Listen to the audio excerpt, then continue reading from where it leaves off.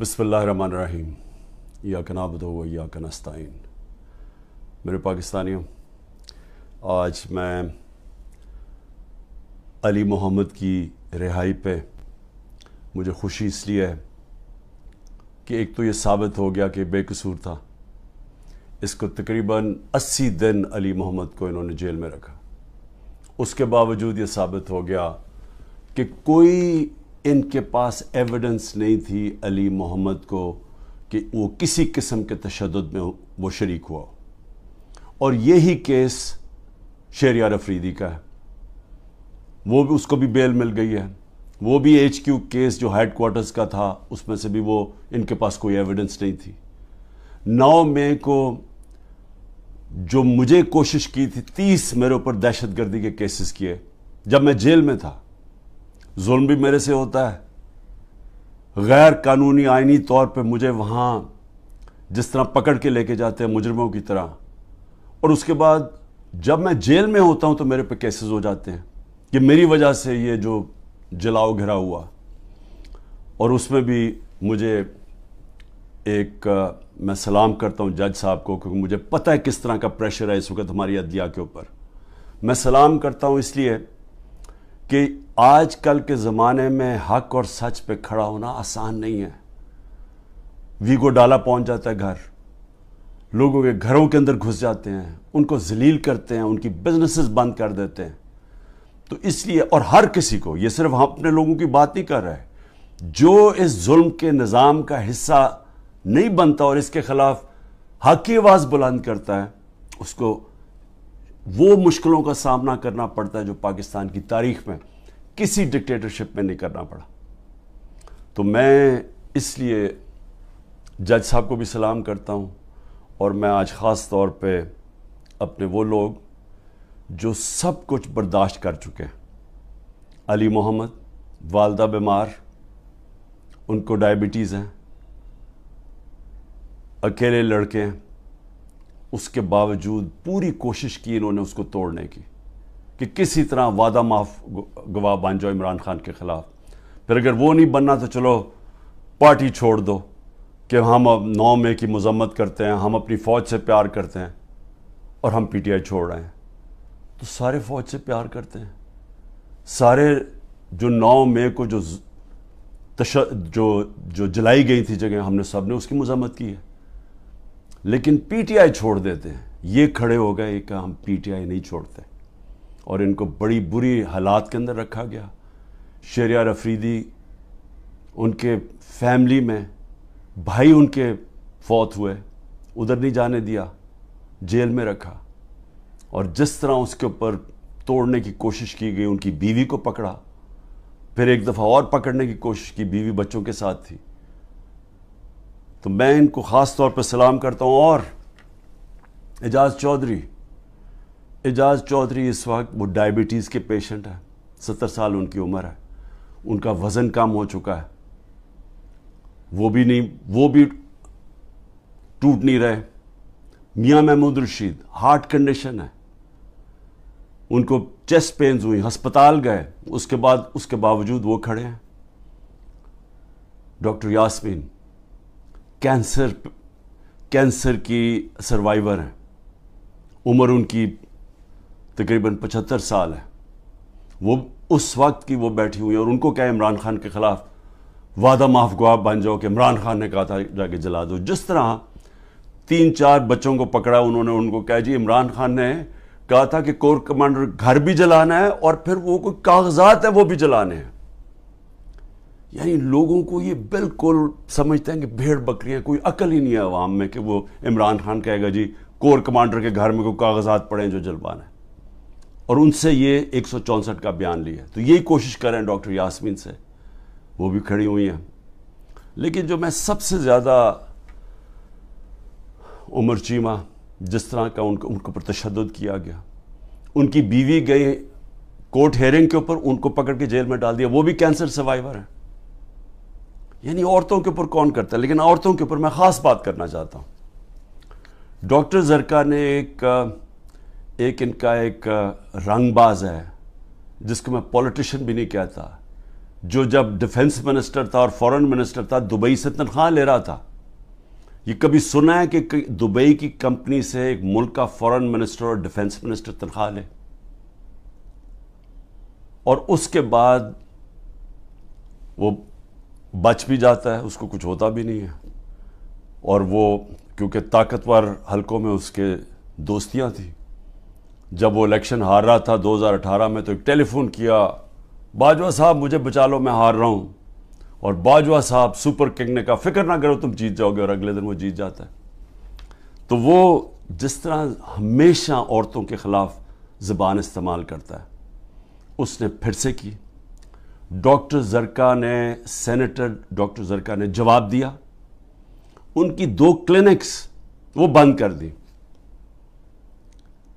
یعنی اس سطح پہ کون کرتا ہے؟ ہماری ڈاکٹر سیما ایم پی اے کراچی کی, ان کے گھر پہنچ کے ان کی کلینک اس کو بند کر دیا. ہماری سمابیہ ایکس ایم پی, اس کے گھر کے اوپر پولیس پہنچ گئی. یعنی یہ کبھی ہوا ہے کیا؟ یہ کوئی دہشت گرد ہیں, یہ کوئی کسی انتشار میں ہیں, یہ انہوں نے کیا ہے؟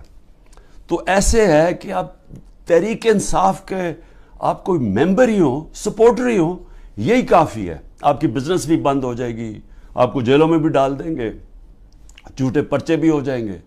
یعنی صرف اب کوئی ضرورت نہیں ہے آپ کو کہ آپ نے کوئی جرم کرنا ہے. اس ملک میں اب جرم ہو گیا ہے تحریک انصاف کا ممبر ہونا, سپورٹر ہونا. کوئی اگر بزنس والا بھی کوئی سپورٹ کرتا ہے اس کے پیچھے بھی پڑ جاتے ہیں. آپ یہ سوچیں کہ شوکت خانم, اب شوکت خانم ساری قوم جانتی ہے کہ ملک کا سب سے بڑا خیراتی ادارہ ہے.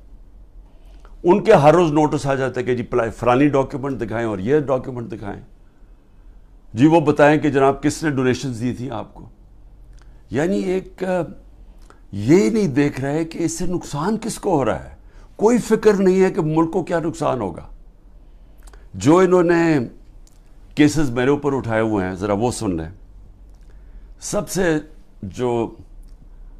اب جو قوم کے سامنے, کیونکہ الحق ہے, میرا ایمان ہے, ایمان ہی ہے, تو میں یہ سارے ایک طرف کھڑے ہو گئے ہیں, اسٹیبلشمنٹ ساتھ کھڑی ہو گئی ہے, اکیلا ان کا مقابلہ کر رہا ہوں.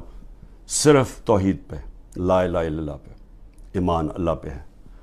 اور جس طرح اللہ ہر ان کی جو بھی کوشش کرتے ہیں خود ہی سچ سامنے آ جاتا ہے.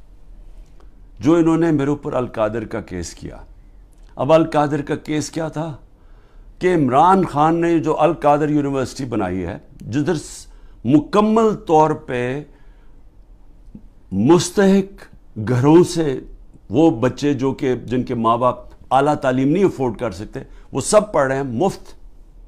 اور میں بتا چلا گا ہوں, سیرت نبی کو ہم نے بنایا کہ فیوچر لیڈرز بنے, تربیت ہو ان کو, اور ساتھ ساتھ اس کے ٹیکنالوجی بھی. یہ ہے اس کا جو ویژن ہے یونیورسٹی کا. اس کو سامنے لا کے بہت بڑی سکینڈل ہو گئی. اور اب پتہ چلا ہے کہ انہوں نے اپریل 2020 میں تفتیش کی تھی. وہ میں پہلے کہہ چکا ہوں آپ کو. نیشنل کرائم ایجنسی انگلینڈ کو رابطہ تھا نیب کے ساتھ. یہ جو سیٹلمنٹ ہوئی تھی ملک ریاض کی فیملی کی اور این سی اے کی, یہ سارا کچھ نیب کو پتا تھا. اور نیب نے اپریل 2020 میں یہ انکوائری بند کر دی تھی. ایک دفعہ انکوائری بند ہو جائے وہ نہیں کھول سکتے آپ. اور انہوں نے جو سب سے بات جو چھپا لی, جس کے اوپر اصل بات ہونی چاہیے, کہ این سی اے نے ملک ریاض کا جو پیسہ تھا وہ فریز کیا کیوں؟ وہ منی لانڈرنگ کی وجہ سے نہیں کیا. وہ انہوں نے کہا کہ ایک ٹرانزیکشن ہوئی, اور یہ سنیں ذرا غور سے, کہ حسن نواز نے پراپرٹی بیچی ملک ریاض کے بیٹے کو, اور وہ جو پراپرٹی بیچی وہ 50 بلین پاؤنڈ کی بیچی. انہوں نے کیوں, نیشنل کرائم ایجنسی انگلینڈ نے کیوں اس کے اوپر ایکشن لیا, اور ایکشن کیا لیا؟ ان کے اکاؤنٹ فریز کر دیے. کیوں کیے؟ کیونکہ پراپرٹی کی قیمت آدھی تھی. انہوں نے دیکھا کہ اس کی قیمت آدھی تھی, یعنی وہ 25 ملین پاؤنڈ کے ارد گرد اس کی قیمت تھی, 50 ملین پاؤنڈ کیسے دے دیا اس پراپرٹی کو؟ نواز شریف تب پرائم منسٹر تھا. یہ 2000 جب ہوا، یہ 16-17 میں جب پرائم منسٹر تھا، تو پرائم منسٹر نے اس وقت اپنا زور لگا کے وہ دگنی قیمت کے اوپر پراپرٹی ملک ریاض کو بیچی. یہ پہلے تو یہ بتائیں پیسہ کدھر سے آیا؟ کدھر سے حسن نواز کے پاس اتنا پیسہ آیا؟ جب وہ ملک سے باہر بھاگے ان سے یہ سوال پوچھے گئے نا، کیونکہ بتا ہی نہیں سکتے. پیسہ چوری کا تھا، اور پھر وہ پراپرٹی دگنی قیمت پہ بیچ دیتے ہیں ملک ریاض کو. وہ کس لیے بیچی؟ اور وہ اصل کہانی وہ ہے آل قادر کی. اصل وہ اس کے اوپر بات نہیں کر رہے. کوئی پوچھ نہیں رہا نواز شریف سے کہ بتائیں جی بیٹے نے یہ پراپرٹی اور آپ کو کیوں اتنی مہنگی پراپرٹی خریدی ملک ریاض نے. اور یہ بھی ہو گیا کہ یہ سارا کچھ پتا تھا نیب کو. ان کا جو ڈپٹی وائس چیئرمین ہے اس وقت نیب کا، وہ اس کمیٹی میٹنگ میں بیٹھا ہوا تھا جب یہ کیس کلوز کیا گیا. مجھے 3 گھنٹے انہوں نے بٹھایا سوال کرتے ہوئے، میرے سے پوچھا، جب ان کو سارے پتا تھا جواب، کیونکہ وہ ڈپٹی چیئرمین کو بھی پتا تھا، پروسیکیوٹر جنرل کو بھی پتا تھا. اس وقت جو ڈائریکٹر تھے نیب کے پنڈی میں، منگی صاحب، وہ بھی بیٹھے ہوئے تھے اس میٹنگ پہ. تو ان کے پاس تو منٹس پڑے ہوئے ہیں اس کے. تو پھر یہ کیوں میرے اوپر سارا کچھ کیا، اور یہ جو میرا وارنٹ نکالے اور مجھے اریسٹ کیا. اور دوسری یہ جو توشہ خانہ ہے، یہ توشہ خانہ ایک عام کیس نہیں چل رہا، یہ ایسے ملٹری ٹرائل چل رہی ہے. یعنی کہ ایک فیئر ٹرائل کا مجھے موقع ہی نہیں دیا جا رہا. خیر وہ اس کے اوپر پھر سے میں سب جوڈے سے زیادہ بات نہیں کرتا، لیکن یہ میں کہوں گا کہ میرے سے وہ سوال پوچھے جا رہے ہیں جو آج پاکستان کی تاریخ، 70 سالہ تاریخ میں کبھی کسی سے، جن کو بھی کتنی گفٹس ملی ہیں توشہ خانہ میں، 70 سال سے ملتی ہیں گفٹس، کوئی نئی تو چیز نہیں ہے. کبھی کسی سے وہ سوال نہیں پوچھا کہ جی آپ کو جو توشہ خانہ کی گفٹ ملی تھی وہ آپ نے آگے بیچی کس کو، یا آپ نے گفٹ کس کو کی. کبھی کسی سے آج تک یہ پوچھا ہے؟ کبھی کسی سے پوچھا ہے کہ توشہ خانہ جب آپ قیمت ادا کر کے وہ لے لیتے ہیں گفٹ، اس کے بعد آپ کی پراپرٹی آپ جو مرضی کریں؟ بھی آپ کون ہے پوچھنے والے کہ میری پراپرٹی سے میں یہ گفٹ کروں یا میں بیچوں؟ جب تک کہ جو بھی میرا چیز ہو وہ میں ڈکلیئر کروں. تو میرا سارا ڈکلیئرڈ ہے میرے ٹیکس ریٹرنز میں. تو وہ سوال پوچھے جا رہے ہیں آج، وہ وجہ اس کی ہے ان کو مل کچھ نہیں رہا. یہ 3.5 سال میں جتنا میں پرائم منسٹر ہوں، ان کو یہ 2 چیزیں ملی ہیں. اس کو کرپشن کہہ رہے ہیں، یہ جو توشہ خانہ ہے، اور دوسرا چیز القادر. یہ 2 کرپشن کے کیسز میرے پہ ملے ہیں. ان 3.5 سال میں جب نواز شریف پرائم منسٹر بنا تھا، 17 اس نے فیکٹریاں بنا چکا تھا 3.5 سالوں میں، اور سرکاری بینکوں سے قرضے لیتا تھا، فیکٹریاں بنا لیتا تھا، اور بعد میں وہ قرضے معاف کروا لیے. اور جو پیسہ دیا وہ 20 سال کے بعد واپس، جو تھوڑا سا اور مارک اپ معاف کروا کے وہ بھی تھوڑا سا پیسہ دیا. ان سے کبھی پوچھا؟ زرداری اس ٹائم کے اندر 2 سال میں اس کو مسٹر 10% ساری دنیا کہنا شروع کر دی تھی کہ ہر چیز پہ کمیشن کماتا تھا. تو یہ 2 چیزیں ملی ہیں 3.5 سال میں، اور انشاءاللہ یہ میں ثابت کروں گا جب کیس آگے بڑھے گا. لیکن موقع دینا چاہیے مجھے پوری طرح جواب دینے کا. دوسری چیز جس کے اوپر میں بات کرنا چاہتا ہوں وہ ہے کہ یہ جو سائفر کے اندر، اور سائفر کے اندر میں پھر سے واضح کر دوں کہ بڑے کلیئر قانون بنا ہوا ہے. سائفر ہوتی ہے فورن آفس کے اندر، جو سیکرٹ کوڈ وہ فورن آفس پہ رہتی ہے. یہ انسٹرکشنز ہیں کیبنٹ ڈویژنز کے. اس کے اندر کوئی اور کسی کے پاس وہ جو کوڈ والا سائفر ہے وہ نہیں جا سکتا. اور جو میرے پاس آیا تھا وہ مجھے پھر سے بلایا، بڑا اچھا ہے، ایف آئی اے کے سامنے پھر پیش ہوں گا. لیکن جو مجھے کہتے ہیں کہ آپ نے وہ جو سائفر کے اندر چیز لکھی ہوئی تھی وہ پبلک کر دی. وہ پبلک تب ہوئی جب میں نے نیشنل سیکیورٹی کاؤنسل کے سامنے رکھا، جو کہ ملک کا سیکیورٹی کا سب سے بڑا ادارہ ہے. اس ادارے کے اندر پہلے رکھا. اس ادارے نے وہ سائفر کو دیکھا جو اس کے اندر لکھا ہوا تھا، وہ نہیں جو کوڈ ہے، جو اس کا مفہوم تھا. اور اس ادارے نے فیصلہ کیا کہ امریکہ کو ڈیمارش کرنی چاہیے کہ انہوں نے ہمارے اندرونی حالات میں مداخلت کی ہے. یہ جب نیشنل سیکیورٹی کاؤنسل نے کہہ دیا پھر سب کو پتہ چل گیا کہ کیوں کہا ہے، کیونکہ وہاں سے ایک ان کے آفیشل نے کہا کہ جناب عمران خان کو جب تک آپ ہٹائیں گے نہیں نو کانفیڈنس میں، تو پاکستان کے اوپر بڑی مشکلات ہوگی. تو یہ تھا اس کا، تو یہ سب کو پتہ چل گیا. اس کے بعد تو اس میں کیا سیکرٹ رہ گئی، پھر کون سی سیکرٹ میں نے وائلیٹ کی، تو یہ بھی انشاءاللہ آ جائے گا سامنے. لیکن ایک چیز ہے کہ وہ جو سیکرٹ کو جو تھی وہ یاد رکھیں، اس میں گورنمنٹ بدلی گئی. یہ سازش ہوئی تھی میرے خلاف نہیں، پاکستان کے خلاف. اور جو وہ گورنمنٹ بدلی گئی، میں صرف آپ کو بتانا چاہتا ہوں کہ اس کے بعد ہوا کیا. آج پاکستانیوں کو کس چیز سے گزرنا پڑ رہا ہے. 16 روپے یونٹ بجلی تھی جب ہم گئے ہیں اپریل کے اندر، آج بجلی 50 روپے یونٹ پہ پہنچ گئی ہے. آپ ذرا پوچھیں تنخواہ دار لوگوں سے کہ ان کے اوپر آج کیا گزر رہی ہے. یہ کون ذمہ دار ہے اس کا؟ وہ جنہوں نے سازش کر کے گورنمنٹ گرائی تھی. اور اصل انکوائری یہ ہونی چاہیے جو میں نے سپریم کورٹ کے چیف جسٹس کو کہا تھا، آپ کو انکوائری کرنی چاہیے کہ یہ قوم سے بہت بڑی سازش ہوئی ہے، قوم سے دھوکہ ہوا ہے. اور اس کا ذمہ دار جنرل باجوہ تھا. اور اس لیے کیونکہ وہ تھا، کسی نے جرت نہیں پڑی کسی کی اس کے اوپر انویسٹیگیشن کرنے کی. آٹا 55 روپے 60 روپے سے پہنچا ہے آج کے جی 150 روپے پہ. سوچیں کہ یہ عام آدمی کی خوراک ہے آٹا.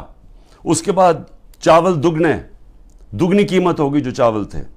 چینی ہمارے دور میں بڑا شور مچا، چینی چور. ہم نے انکوائری کروائی، چینی کی قیمت 80 روپے تھی، آج چینی 160 روپے پہ پہنچ گئی ہے. سارے جو بڑے بڑے شوگر مل مافیا ہیں وہ سارے بیٹھے ہوئے ہیں آج گورنمنٹ کے اندر. اور پھر یہ دودھ بڑا ضروری ہے کیونکہ بچوں کے لیے بہت ضروری ہے. 150 روپے لیٹر سے گیا 230 روپے لیٹر پہ. اور دال جو عام آدمی کھاتا ہے 310 روپے سے 520 روپے پہ گئی ہے. 310 روپے کے جی سے 520 روپے کے جی پہ دال گئی ہے. یہ عام لوگوں کے کھانے کی چیزیں ہیں. یہ ذرا بتائیں کہ کون ذمہ دار ہے جس نے یہ جو ساری سازش ہوئی تھی. اور انشاءاللہ جب بھی انکوائری ہوگی ثابت ہوگا کہ بہت بڑی ایک چلتی ہوئی حکومت کو مشکل وقت سے جو پاکستان کو نکالتی گئی اس کو گرا کے تو یہ ہوا. میں آخر میں 2 صرف چیزیں کہنا چاہتا ہوں. ایک تو میرا پیغام ہے، یہ جو پولیس والے، یہ جو نامعلوم افراد عام پلین کپڑوں کے اندر گھس جاتے ہیں لوگوں کے گھروں میں، سارا گھر توڑتے ہیں، چوری کر لیتے ہیں، جو تشدد کرتے ہیں لوگوں پہ، جو ظلم کرتے ہیں، ٹارچر کرتے ہیں لوگوں کو جیلوں کے اندر، جنہوں نے سوشل میڈیا کے بچوں کو صرف ٹویٹس کے اوپر اٹھا لیا اور ان کو تشدد کر کے واپس بھیجا، جو صحافیوں کے اوپر ظلم کر رہے ہیں. عمران ریاض جو ابھی تک غائب ہے، پتہ نہیں کہ کدھر وہ گیا ہوا ہے. عدالتوں بے بس ہو گئی ہیں، عدالتوں کے پاس بھی وہ بھی ہاتھ کھڑے کر دیے کہ جی وہ پروڈیوس کرو.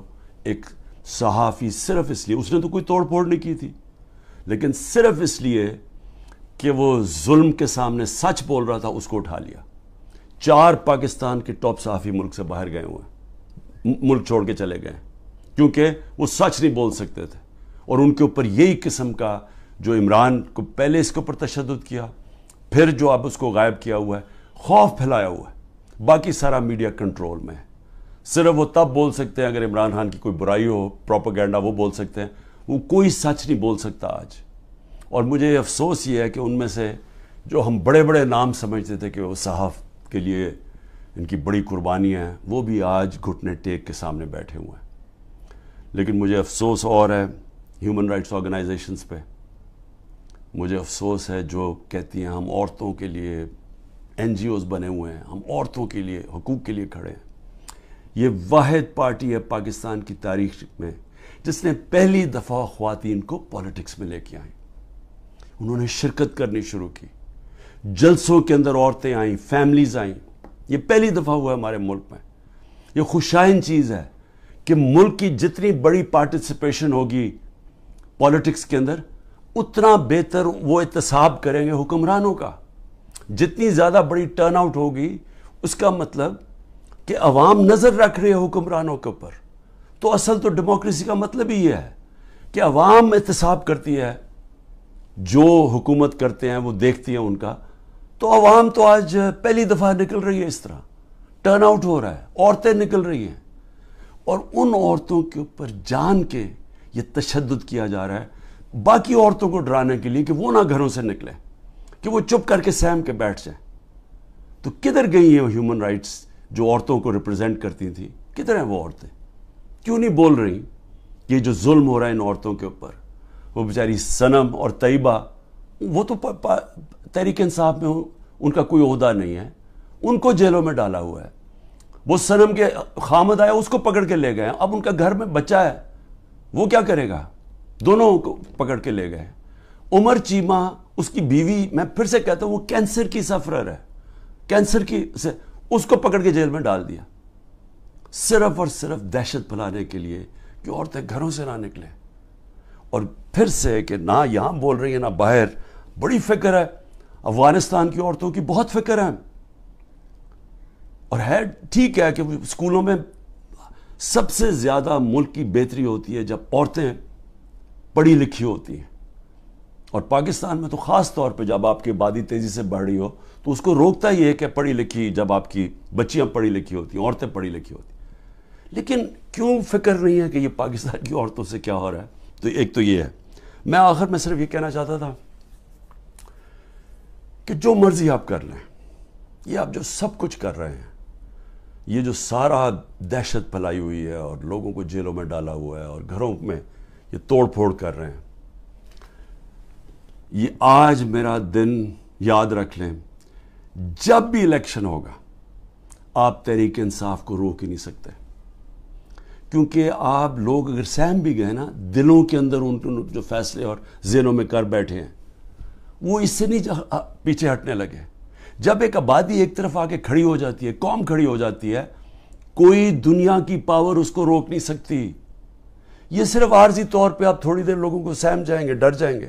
میں چیلنج کرتا ہوں کہ جب بھی الیکشن ہوں گے آپ ڈیلے بھی کر دیں، ابھی ڈرے ہوئے ہیں کہ جی ابھی نہ کرو الیکشن، آپ اگلے مارچ کر دیں۔